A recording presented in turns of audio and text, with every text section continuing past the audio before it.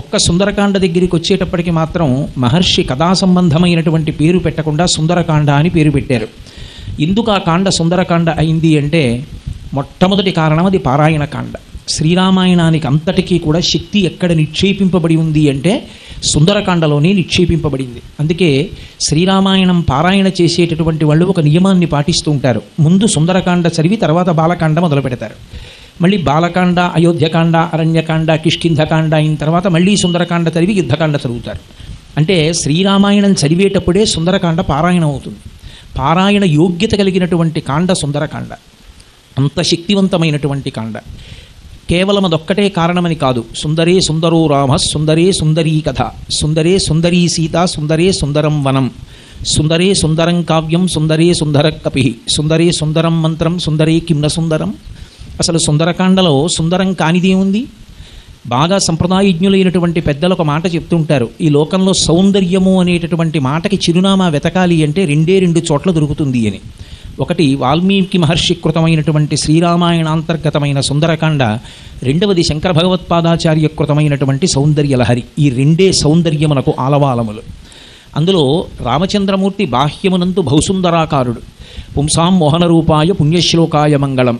ఒక పురుషుణ్ణి చూసి స్త్రీలు మోహించడం కాదు, పురుషుడైనటువంటి రామచంద్రమూర్తి యొక్క సౌందర్యాన్ని చూసి సాటి పురుషులైనటువంటి వారు పరబ్రహ్మాన్ని తెలుసుకోవాలనేటటువంటి ప్రయత్నంలో ఇంద్రియాల్ని గెలవడానికి భక్తితో కూడిన కర్మాచరణము చేసి తత్కారణము చేత చిత్తశుద్ధి వలన జ్ఞానము పొందాలని ప్రయత్నం చేస్తూ అడవులలో ఉండి తపస్సు చేసేటటువంటి మహర్షులు కూడా రాముని యొక్క మూర్తిని చూసి ఆకర్షింపబడి మోహించారు అంటే రామచంద్రమూర్తి యొక్క అందాన్ని అర్థం చేసుకోవచ్చు. అసలు శ్రీరామాయణం 24,000 శ్లోకాలు చదివితే రాముణ్ణి చూసి, రాముడి యొక్క రూపాన్ని చూసి మోహించినటువంటి వాళ్ళు లేరు. అంతటి అందగాడు. కాబట్టి రాముడు సుందరాతి సుందరుడు. ఇక సీతమ్మ చెప్పనే అక్కర్లేదు, అంతటి మహాతల్లి. అశోకవనం మహాసౌందర్యం, రావణాంతఃపురం, కాంచన లంక గొప్ప సౌందర్యం. ఇన్ని విశేషాలు అసలు ఆ లంకాపట్టణంలో. కపి అంటే కోతి రూపంలో ఉన్నటువంటి హనుమ సుందరాతి సుందరుడు. ఈ రెండు పరస్పర విరుద్ధం. లోకంలో ఎక్కడైనా సౌందర్యం లోపిస్తే కోతిలో ఉన్నామంటారు. కానీ కోతి రూపంలో ఉన్నటువంటి హనుమ ప్రధానంగా నడిచినటువంటి సుందరకాండలకి ఆ పేరు రావడానికి కారణం ఆయన సుందరుడు కావడమే. సుందరుడు అన్న మాటకు అర్థం కేవలం బాహ్యంలో అందమని కాదు.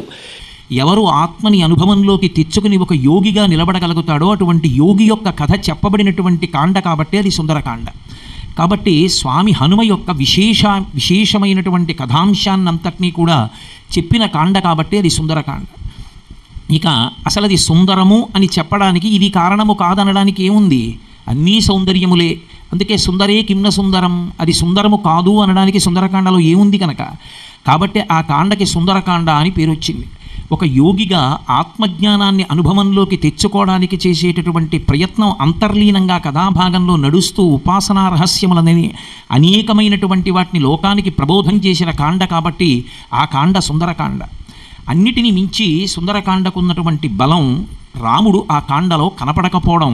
కానీ రామనామము, రామకథ, రామ కార్యము మీద వెడుతున్నటువంటి వాళ్ళకి చేసేటటువంటి సాయము వలన కలిగేటటువంటి ప్రయోజనమును ఆవిష్కరించిన కాండ కాబట్టి సుందరకాండ.